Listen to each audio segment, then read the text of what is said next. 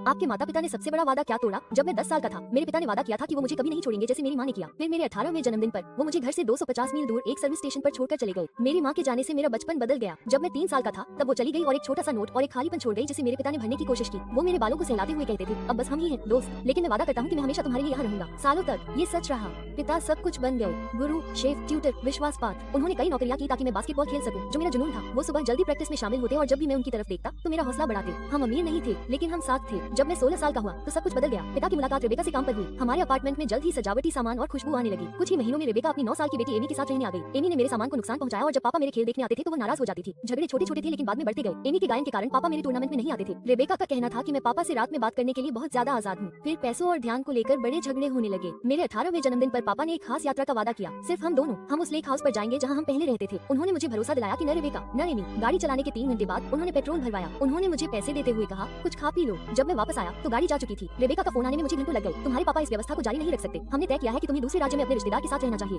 उदाहरण चिन्ह, मैंने अपने जन्मदिन की रात उस सर्विस स्टेशन पर बिताई जहाँ दूसरे माता पिता ने मुझे छोड़ दिया था, जिन्होंने वादा किया था कि मैं तुम्हें घर दूंगा।